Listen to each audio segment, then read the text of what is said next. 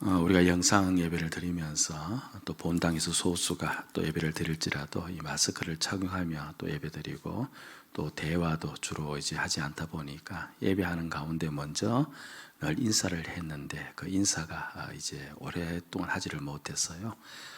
그래서 지금 영상 예배 드리시는 분들은 옆에 계신 우리 가족들에게 한 주 동안 믿음으로 사셔서 그렇죠, 수고하셨습니다 하시고, 우리 본당에 있는 분들은 옆에 계신 분들을 향하여서 눈짓으로, 그냥 눈짓으로 수고하셨습니다 한번 인사해 주시기를 바랍니다. 예. 모두 다 믿음 안에서 사시느라 수고 많으셨고, 오늘 또 이 시간 주의 주시는 그 은혜로 말미암아 한 주간을 살아갈 수 있는 힘을 공급받고 돌아갈 수 있는 줄로 믿습니다. 아멘.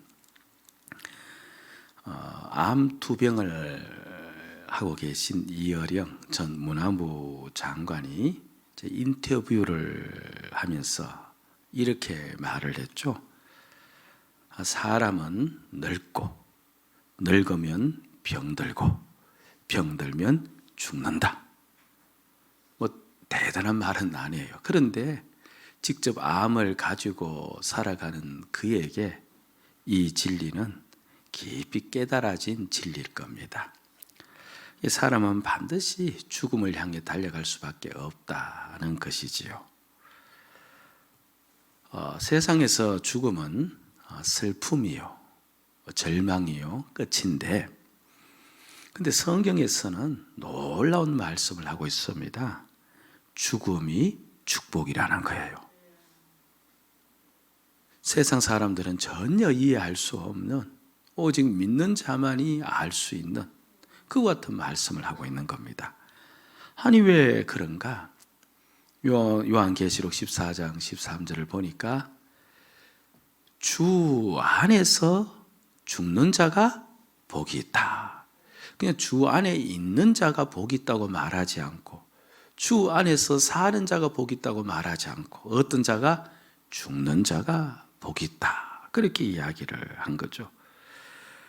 그러니까 믿는 성도의 죽음은 복 중에 복이라는 거예요. 왜 그런가?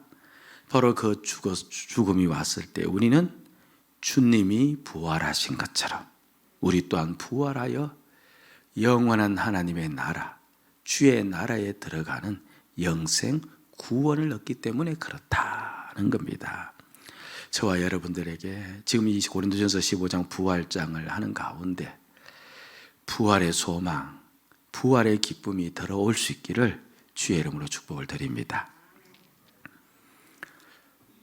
고인 대신 그 김환란 이화여대 전 총장이었던 그 박사가 생전에 사시면서 늘 이런 유언을 입버릇처럼 했다는 겁니다.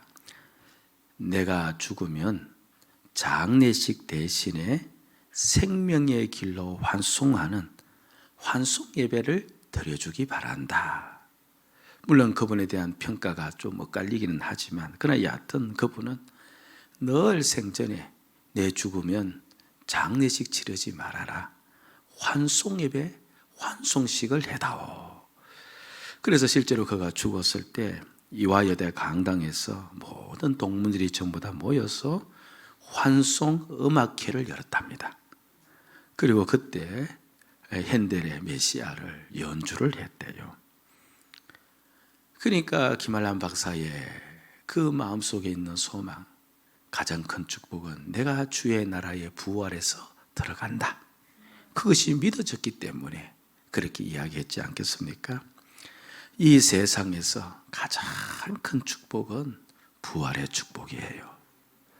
죽음 앞에 다다랐을 때 내가 쌓아놓은 업적 자랑할 사람 없습니다. 죽음 앞에 다다랐을 때 내가 얼마나 부하게 살았느냐, 그거 자랑할 것도 없습니다. 다만 죽음 앞에 서면 모든 것이 헛된 것임을 깨닫는데, 그런데 우리는 주 안에서 부활하여 주의 나라로 들어간다는 거예요. 얼마나 놀라운, 우리에게 소망을 주는 말씀입니까? 몸의 부활을 믿지 않는 고린도 교회 성도들에게 이제 바울이 이걸 이야기하는 거죠. 우리는 부활해 몸의 부활이 있어. 그러자 고린도 교인들이 그 다음에 되물으면서 질문하는 겁니다.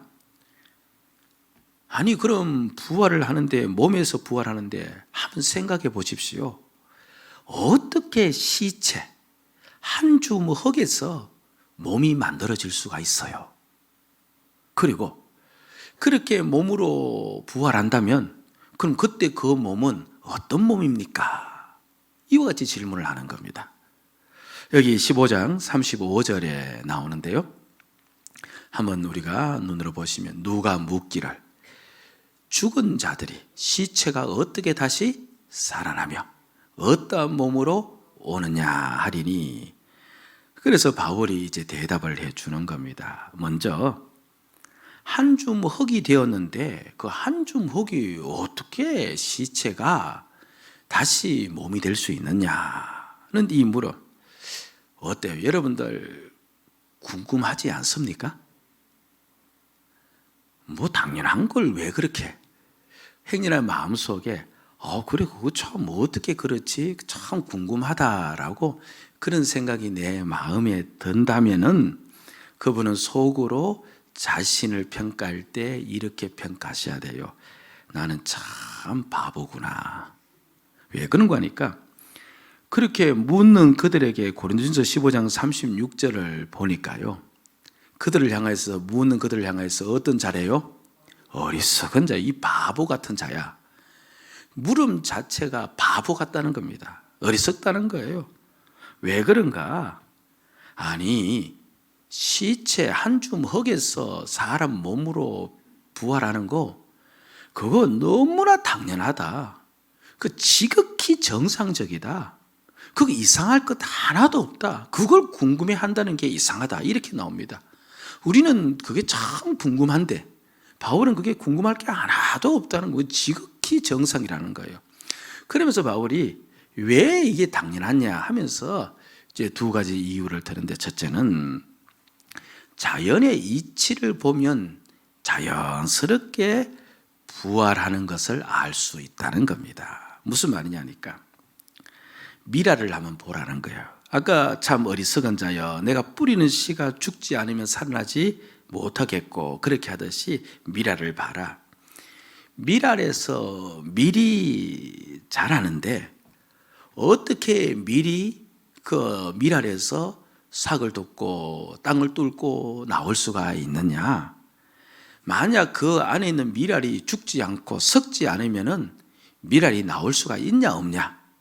있습니까 없습니까? 모든 뿌리는 씨앗이 땅에서 썩어서 없어져야 그 속에서 생명이 나오지, 그것이 그대로 있으면 어떻게 생명이 나올 수 있느냐? 아니 자연의 모든 이치도 새 생명이 나오려면 다 죽어야 되는데, 썩어야 되는데, 그 자연의 이치를 가지고 와서 생각을 한번 해봐라. 사람도 썩어 죽어야 몸으로 부활하는 것, 그거 지극히 당연한 거다. 그렇게 이야기를 하는 거예요. 그러면서 한 가지를 더 주님이 말씀합니다. 왜 그렇게 당연하냐? 봐라. 첫째 인류를 창조할 때 아담이죠. 무엇으로 했냐? 무엇으로 했습니까? 바로 흙으로 했습니다. 그런데 우리는 흙으로 그렇게 이제 번역을 해서 읽고는 있는데요. 그 원래 성경 본문을 보면 흙으로 되어 있지 않고 티끌로 되어 있어요. 여러분 그 화장장에서 이제 유해를 마지막 이제 다 이제 모으지 않습니까? 모으면 사실 그야말로 한 줌 흙밖에 되지 않습니다. 근데 그 흙을 이제 흙이죠. 그 유골을 이제 배를 타든지 뭐 산에 가든지 해서 뿌려요. 이렇게 확 이제 물론 고이 이렇게 무엇이든 자지 뭐 그렇게 공기 중에 확 뿌리겠습니까? 많은 가정에서 그것을 확 뿌려버리면 그건 사실 티끌에 불과합니다. 그렇죠, 티끌이죠. 바로 그걸 이야기하는 거예요. 하나님이 사람을 티끌에서 만들지 않았느냐, 창조하지 않았느냐? 그럼 당연히 사람이 죽어 시체가 되어서 티끌이 된다 한들 원래 사람을 그렇게 창조하신 하나님이 몸으로 부활시킨 것은 지극히 당연하다. 사람이 스스로 부활하는 것이 아니고 누가 부활시킨다? 하나님이 부활시키기 때문에 하나님은 시체에서 부활시켜 하나님 흙에서 사람을 만들었기에 그렇게 흙으로 돌아간 사람을 부활시키는 거 그거 이상할 것 어디에 있느냐 그렇게 이야기를 하는 거예요. 그래서 고린도전서 15장 15절 말씀을 보면 이렇게 이야기를 해놓고 있습니다. 고린도전서 15장 15절 한번 보시기를 바랍니다. 또 우리가 하나님의 거짓 증언으로 발견되리니 우리가 하나님이 그리스도를 달리 살리셨다고 증언하였습니다. 만일 죽은 자가 다시 살아나는 일이 없으면 하나님이 그리스도를 다시 살리지 아니하였으리라. 말미에 보니까 만일 죽은 자가 다시 살아나는 일이 없으면 하나님이 그리스도를 다시 살리지 아니하였으리라. 시체 가운데 그리스도를 다시 살리신 까닭은 하나님께서 이제 무엇을 하기 위해서 죽은 자가 다시 살아난다는 것을 보여주기 위해서이다는 겁니다. 창조할 때도 티끌로 창조했다면 부활할 때도 하나님이 하시기 때문에 티끌로 사람의 몸을 부활시킨다. 그래서 의심할 것도 없고 이상히 여길 것도 없고 너희들의 생각이 짧아서 그렇지 하나님 앞에서는 이것은 전혀 이상한 것 없다. 사람이 몸으로 부활하는 것은 지극히 당연하다는 겁니다. 여러분들 우리가 부활할 때 영으로 부활하는 것이 아니라 마지막 주님 오실 때 우리의 몸으로 부활함을 믿으셔야 돼요. 아멘. 근데 두 번째 질문이 뭡니까? 그럼 바울 선생님 몸으로 부활하는데 그럼 그 몸은 어떤 몸입니까? 우리가 장애를 가지고 있고 그리고 허약한 몸도 있고 그리고 질병 속에 시달린 몸도 있는데 사람마다 각자가 몸이 다 다른데 그럼 부활할 때 어떤 몸으로 우리가 부활합니까? 그렇게 이제 묻죠. 어때요? 궁금하지 않아요? 이제 궁금하다 하면 또 어떤 소리 할까봐 또 어리석다 할까봐. 예. 이때 바울이 그것도 이상히 여길 것 없다. 어떻게 부활하느냐 설명할게 하면서 봐라. 그러니까 지금 35절 이하로 제가 그냥 읽지 않은 본문이기에 제가 설명을 드리는 거예요. 여기 미랄 안에 엑스레이로 사진을 찍는다고 생각해 보자. 그 미랄 안에 생명이 보이느냐 안 보이느냐? 생명이 보이지 않지 않느냐? 그럼에도 불구하고 미랄 안에는 무슨 생명이 있다? 미랄에 생명이 있다. 그리고 그 미랄의 생명 안에는 반드시 앞으로 미랄이 섰고 그 선 가운데서 다시 자라는 미랄의 형체가 있다. 생명 안에 형체가 없는 게 어디 있느냐? 그렇죠. 사람이 임신을 하였을 때 제일 처음에 태아가 사람의 형체를 가졌어요? 안 가졌어요? 안 가졌어요. 그런데 사람 같지 않는 사람이 태아에 있을 때 그럼에도 불구하고 그것은 사람 생명이기 때문에 그 안에 누구의 형체가 있는 거예요? 사람의 형체가 다 들어가 있는 겁니다. 그러니까 모든 종자에는 종자의 형체가 있다. 그런데 더 놀라운 것은 형체 중에서도 땅에 속한 형체가 있고 하늘에 속한 형체가 있다. 너희들에게 예수 생명이 있지 않느냐? 그 예수 생명은 다름 아니라 이 땅에서 태어날 때부터 받은 땅에 속한 생명이 아니고 예수 믿음으로 너희들이 하늘에서 받은 하늘 생명이다. 그 하늘 생명.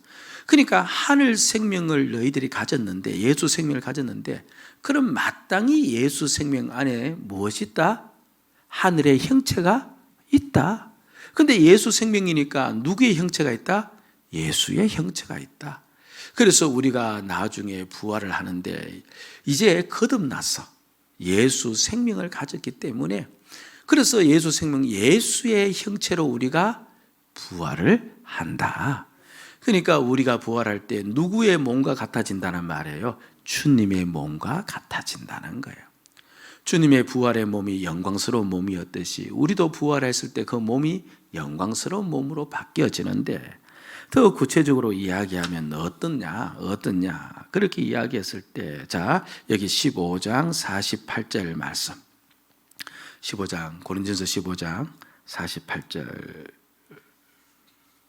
말씀을 보니까 자, 보세요. 무릇 흙에 속한 자들은 저 흙에 속한 자와 같고, 무릇 하늘에 속한 자들은 저 하늘에 속한 이와 같으니. 그 다음에 49절에 이야기하기를 우리가 흙에 속한 자의 형상을 입은 같이 또한 하늘에 속한 자의 형상을 입으리라. 그러니까 우리는 누구의 몸으로 부활한다는 거예요? 하늘에 속한 자의 형상, 주님의 몸으로 부활한다. 그런데 이 주님의 몸으로 부활한다는 것은 지금의 육신과 같다 다르다? 완전히 다르다. 그러면서 15장 42절 말씀 보니까 그 주님의 몸의 부활은 이런 몸이다는 것을 설명하는데 42절 이렇게 나와요. 고린도전서 15장 42절 봅니다. 예. 제가 한번 보세요. 죽은 자의 부활도 그와 같으니 썩을 것으로 심고 썩지 아니할 것으로 다시 살아며. 그러니까 우리 몸이 썩어야 안 썩어요? 썩죠. 그래 썩을 것으로 죽지만서도 다시 살아날 때는 우리 몸이 이제는 다시는 썩지 아니할 몸으로 살아난다. 그러니까 다시는 죽지 않고 다시는 병들지 않고 다시는 아프지 않는 그런 썩지 않는 몸으로 우리가 살아난다. 그렇게 이야기를 합니다. 그러니까 완전히 새로운 몸이에요. 완전히 새로운 몸이다. 그래서 이 새로운 몸을 한마디로 표현을 할 때 어떻게 표현할 수 있느냐니까 이 땅에서는 우리가 육신의 몸을 가지고 있잖아요. 그래서 완전히 새롭다. 육신의 몸과는 구별되어지는 다른 것이라는 것을 설명하기 위해서 고린도전서 15장 44절에 이렇게 설명을 하고 있어요. 육의 몸으로 신고, 우리가 죽을 때는 육신의 몸으로 죽지만 그런데 어떤 몸으로 다시 살아나니? 신령한 몸으로 다시 살아나니 육의 몸이 있은즉 또 영의 몸도 있느니라. 그러니까 우리가 부활해서 몸을 가지는데 그때 그 몸은 이 육신의 몸이 아니고 누구의 몸? 영의 몸, 신령한 주님의 몸으로 바뀌어진다. 그 이야기를 하고 있는 겁니다. 여러분들, 그 젊은 아이들한테 노후 대책해야 된다라고 하면 애들이 잘 받아들일까요? 안 받아들일까요? 안 받아들입니다. 그러나 지혜가 있는 자는 또 이해를 해요. 이 땅에 우리가 살면서 이 세상만을 바라보기 때문에요, 우리가 영원 대책을 세워야 된다 이렇게 하면 잘 이해를 못해요. 그러나 지혜 있는 자는 이 땅의 노후 대책의 문제가 아니라 영원 대책을 세워야 돼요. 우리가 예수 믿어 주 안에서 주의 몸으로 부활한다는 이것이 전부 다 믿겨져야 되고 이것이 우리가 깨달아져야 되고 그 삶을 보면서 살아가는 그런 자가 지혜 있는 자인 줄로 믿습니다. 여러분들, 우리가 이 땅에서 죽을 때 반드시 몸은 죽지만 이 몸은 다시 새로운 몸으로 부활하는데, 어떤 몸으로 부활한다? 주의 몸으로 부활한다. 이 진리를 꼭 믿을 수 있기를 주의 이름으로 축복을 드립니다. 여기서 잠깐 신천지 이야기를 좀 하면, 신천지는 이렇게 이야기, 그러니까 이 사람들은 그냥 사실 이야기할 거리도 안 되지만서도 그냥 워낙 이제 매스컴을 많이 타기 때문에 이들은 육체 영생을 이야기해요. 그러니까 오늘 내가 이렇게 육체로 살아가는데 여기에 이제 예를 들면 믿음의 선조의 영이 나에게 임하면 이 상태로 내가 그대로 계속해서 살아간다, 그렇게 이야기하는데 그런 이야기는 성경 어디에도 없습니다. 육신은 반드시 썩어요. 반드시 이 육신은 없어져요. 그러나 마지막 주님이 오실 때 그 한 줌 티끌로 돌아간 우리 육신이, 그렇죠, 이 안에, 우리 안에 예수 생명, 예수 형체가 있기 때문에 하나님이 우리를 다시 살리사 주의 몸으로 살리는, 영의 몸으로 살리는 그 은혜를 우리에게 입힌다. 이게 바로 부활이고, 그리고 그렇게 부활된 자로, 영의 몸을 입은 자로 이제 주의 나라에서 살아가는 것, 이걸 보고 구원받았다, 이걸 보고 영생 얻었다 라고 표현을 하는 거예요. 아멘? 예. 그래서 우리가 마지막 이 영의 몸으로 주님과 함께 영원히 살아가는 것, 이게 이제 구원과 영생을 입는 건데, 그러나 사실 오늘 우리도 지금 이 땅에서 예수 생명을 가졌기에, 예수 형체를 가졌기에 미미하나마 이 땅에서도 영원의 삶을 살 수가 있어요. 아멘? 살 수가 있습니다. 그래서 오늘 우리가 마지막으로 귀한 진리 하나를 깨달아야 되는데 여기 50절 말씀을 봅니다. 50절 말씀 보니까요, 형제들아 내가 이것을 말하노니 혈과 육은 하나님 나라를 이어받을 수 없고 또한 섞는 것은 섞지 아니하는 것을 유업으로 받지 못하느니라. 잘 보세요. 혈과 육은 하나님 나라를 받을 수가 없다. 무슨 말이냐니까 이 땅에 우리가 혈과 육을 가지고 있어요. 그러면 혈과 육이 하나님 나라를 받을 수 있으면 죽어서도 우리의 몸이 무엇을 가지고 있어야 돼요? 혈과 육을 가지고 있어야 되는 거예요. 그런데 죽을 때 혈과 육이 없어지면 완전히 새로운 몸으로 우리는 다시 한번 거듭나는 거예요. 그러니까 혈과 육은 하나님 나라를 받을 수가 없다는 겁니다. 근데 여기에 우리가 깨달아야 될 깊은 진리 하나가 있는 거예요. 지금 이제 많은 나라가요, 이제 바이러스 때문에 입국을 금지시키고 있어요. 한국도 이제 좀 더 강화를 해서 출발지에서부터 열이 있는 사람은 아예 비행기를 타지 못하도록 지금 그렇게 정책을 펴나가고 있습니다. 이제 가정을 해보는 겁니다. 이제 한국에 자신의 기업도 있고 자신의 생업도 있고 자신의 가족도 있고 자신의 삶도 있는데, 그런데 외국에서 그만 확진자가 되어서 한국에 돌아올 수가 없어요. 그곳에 가야 자신이 살아가는데, 근데 그것 때문에 돌아올 수가 없습니다. 그러면 그 바이러스가 얼마나 믿겠어요? 그렇잖아요. 그리고 사실 바이러스 때문에 결국 그렇게 되었기 때문에 그 바이러스가 자신에게 원수 같은 존재일 겁니다. 이놈 때문에 내가 들어갈 수도 없고 그렇지 않겠습니까? 그래서 바이러스 때문에 한국에 들어갈 수 없다. 그럼 바이러스가 미워지고 바이러스가 원망스럽고 바이러스가 원수같이 여겨지는데, 혈과 육은 어디로 들어갈 수 없게 만든다? 하나님 나라를 들어갈 수 없게 만든다. 그러면 우리가 진정 미워해야 될 것은 무엇이라는 말이에요? 혈과 육이라는 말이에요. 우리의 원수는 누구란 말이에요? 혈과 육이에요. 우리가 싸워야 될 대상은 누구예요? 혈과 육입니다. 예. 여기서 혈은요, 피를 이야기하는 게 아니고 혈기 부린다 할 때 그 혈자를 이야기하는 거고요. 여기서 육이라는 것은 우리 눈에 보이는 이 몸을 말하는 것이 아니에요.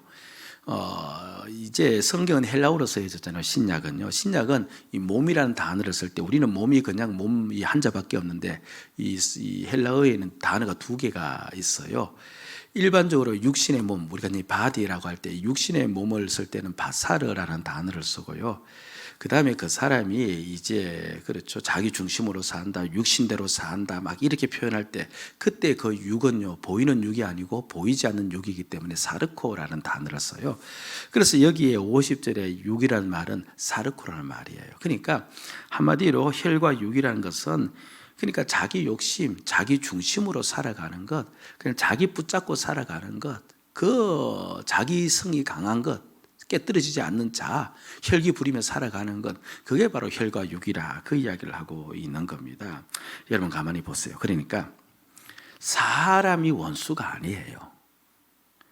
자식도 원수가 아니에요. 남편도 원수가 아니에요. 우린 자기 마음에 들지 않고 자기 뜻에 맞지 않고 자기 생각대로 되지 않으면 이 원수 같은 놈아라고 이야기하는데, 그게 원수가 아니고 원수는 뭐예요? 내 안에서 자기 마음에 들지 않는다고, 자기 뜻에 맞지 않는다고 내 안에서 그런 마음이 생기고 그것을 일으키는 내 안에 있는 뭐예요? 혈과 육이 원수예요. 여러분, 제가 지금 마스크를 전부 다 끼고 있기 때문에 따라하라 할 수가 없는데, 사람이 원수가 아니고 원수는 밖에 있는 게 아니고 어디에 있어요? 내 안에 있어요. 이 혈과 육이 나로 하여금 어디에 들어갈 수 없게 만들어요? 하나님의 나라에 들어갈 수 없게 만드는 겁니다. 원수는 내 안에 있다. 이걸 꼭 기억을 하셔야 돼요. 그래서 오늘 이 시간 돌아가시면서 어떠든 간에 이 말씀을 깊이 기억하면서 돌아가야 되는데, 속으로는 한번 따라해 보시기 바랍니다. 원수는 내 안에 있다. 예. 그럼 내가 싸워야 될 대상은 사람이 아니에요. 누굽니까? 내 안에 있는 혈과 육인 겁니다. 저 사람이 나를 성질나게 했어요. 그래서 내가 성질을 막 내요. 그 성질, 그게 나로 하여금 어디로 들어가지 못하도록 만들어? 하나님 나라로 들어가지 못하도록 만드는 거예요. 그래서 그 성질하고 내가 싸워야지, 성질 부리게 한다고 해서 저 사람과 싸우는 게 아니라는 것을 아셔야 됩니다. 여러분들, 매번 내 심령 속에 그와 같은 혈기가, 그와 같은 심령이, 그와 같은 마음이 내 안에 일어날 때 어서 빨리 오늘 이 말씀을 기억하면서, 그래, 저게 내 원수가 아니고 내 원수는 내 안에 있음을 보면서 자기를 바라볼 수 있는 믿음의 눈이 꼭 열리셔야 돼요. 아멘. 다윗에게 일어난 사건인데요, 다윗이 이제 사울을 피하여 도망을 가죠. 그 도망 다니던 그 시절에 다윗이 이제 나발이라는 지역 유지에게 도움을 요청해요. 식량 좀 달라, 먹을 것 좀 달라, 이 말입니다. 여러분, 이게 먹을 것 좀 달라 이 말은 자존심 상한 말이에요, 상하지 않는 말이에요? 자존심이 되게 상한 말이거든요. 근데 바울이 이제 정말 이제 살아갈 수가 없으니까 자존심 다 죽이면서 좀 도와달라, 이렇게 이야기를 한 거죠. 그런데 그 나발이요, 다윗을 모욕하고 조롱하면서 그 부탁을 그냥 거절하는 게 아니고, 정중히 거절하는 것도 아니고, 그래 온갖, 그렇죠, 욕을 하면서 그 다윗의 그 부탁을 거절하는 겁니다. 무엇이 상한 거예요? 자존심이 상한 겁니다. 다윗의 속에 맹렬한 분노가 일어나는 거예요. 그러면서 속으로 이를 갈면서 외치는 겁니다. 나발, 이 가문에 있는 모든 남자들을 죽여버리겠다. 그래서 극단적 반응을 보이면서 군사를 움직입니다. 당시 다윗이 정부군에게 쫓기는 도망자 신세였는데, 이 식량도 바닥나고 몸도 마음도 지칠 대로 지쳐서 자기 한 몸 살피기도 힘든 판이었는데, 근데 자신을 따라다니는 군사가 600명이었거든요. 600명의 생계를 자신이 책임져야 됐던 겁니다. 그러니까 벼랑 끝에 몰려있는 그 상황에서 그때 쌓인 극도의 긴장과 스트레스가 이 나발의 배은망덕한 태도를 계기로 결국 폭발을 해버린 거예요. 예. 다윗은 모든 합리적인 판단을 전부 다 잃고 맙니다.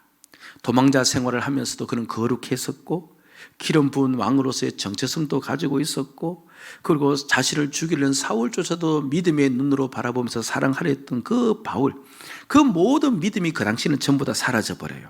다윗의 눈에는 오직 자신을 모독하고 자존심을 짓밟아버린, 그 죽여버려야 될 수밖에 없는 그 나발에게 집중이 되어집니다. 그래서 나발이 준 그 모욕과 멸시를 갚아주기를 원해서 복수심에서 600명의 군사를 이끌고 들어갑니다. 그래서 직접 이제 그 나발이 있는 곳에 가서 나발을 치려고 하는 그 순간에 나발의 아내 아비가일이라는 여인이 다윗에게 와서 간절히 말을 하는데, 그 말 한마디에 다윗이 자신을 보는 거예요. 그 말이 이러합니다. 원수 갚는 것은 장군님이 하실 일이 아닙니다. 나발 같은 어리석은 자 때문에 무고한 피를 흘리라고 하나님이 장군을 여기까지, 광야까지 인도한 것이 아니지 않습니까? 이게 무슨 말이냐니까요. 다윗은 지금 아비가일의 입을 통해서 하나님의 음성을 듣는데요, 하나님이 나를 왜 광야로 인도했냐? 나의 믿음을 정금같게 하기 위해서, 그리고 내 안에 있는 이 원수 같은 혈과 육을 다스리면서 정말 왕다운 삶을 살도록 하기 위해서 이 광야에 나를 보냈다는 것, 이게 다윗은 알고 있거든요. 근데 지금은 그 모든 것을 잊어버리고 자신의 혈기대로 자신의 자존심을 깨뜨리지 못하고 결국 이렇게 죽이려고 오지 않았습니까? 그런데 아비가일의 그 말 한마디, 이건 장군님이 하실 일이 아니고, 장군님을 이 광야로 보낸 것은 하나님의 뜻이 다른 데 있는데 왜 이렇게 사십니까? 그 말 한마디에 다윗은 자신을 보는 겁니다. 원수는 밖에 있는 것이 아니고 어디에 있다? 내 안에 있고, 이렇게 나에게 자존심을 주었다고 해서 죽이려고 덤벼드는 이 나를 죽여야 되는데, 이 나를 죽이기 위해서 주님은 이 광야로 보내었는데 내가 내 원수를 보지 못하고 다른 헛상을 보면서 쫓아왔구나. 진짜 자신의 원수를 보고 그리고 그곳에서 돌아섭니다. 혈과 육을 이기는 거예요. 예. 여러분들, 우리는요, 반드시 전쟁에서 승리를 해야 되는데 혈과 육을 이기며 살아야 돼요. 아멘. 56절을 보고 이제 우리가 말씀을 맺읍시다. 56절 보니까 사망이 쏘는 것은 뭐래요? 죄다. 이게 무슨 말이 하니까 벌이 벌침을 쏘잖아요. 그러면 벌침 맞으면 퉁퉁 부어오르죠.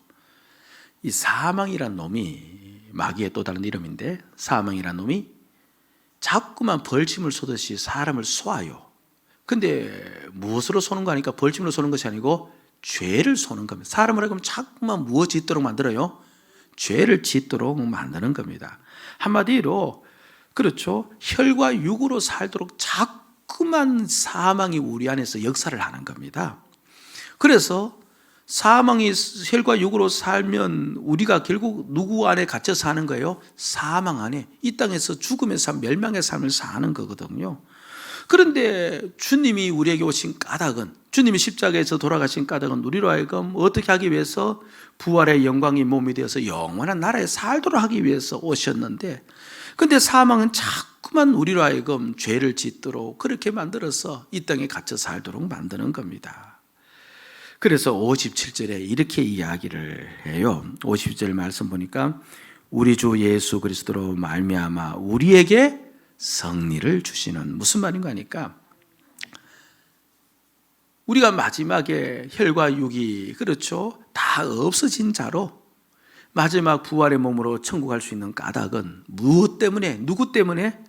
우리 주님이 날 대신하여 죽으셨기 때문에 영혼의 나라에 들어가는데, 그렇다면 오늘 이 땅에서도 내가 혈과 육을 죽일 수 있는 방법이 뭐냐? 다른 것도 없다.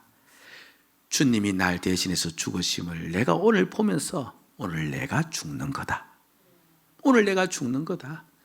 혈과 육이 나올 때마다 나는 이미 죽었다라고 선포하면서 내가 오늘 이 시간에 죽으면은, 그럼 나에게 무슨 나라가 온다? 주의 나라, 하나님 나라가 오는 것이다. 그러면 나는 이 땅에서 영원의 삶을 사는 것이다.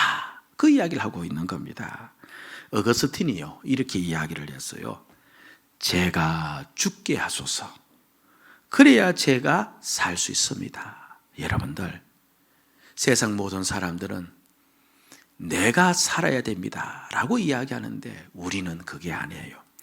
이미 우리는 마지막에 부활의 몸 알고 있어요. 혈과 육이 아닌 새로운 몸으로 살아갈 우리가 누구인지 알고 있듯이 이 땅에서도 부활의 몸으로 살아가는 삶을 사는 겁니다. 그게 뭡니까? 나가 죽었습니다. 그러니까 내가 영원의 삶을 살게 하소서. 여러분 꼭 믿으시기 바랍니다.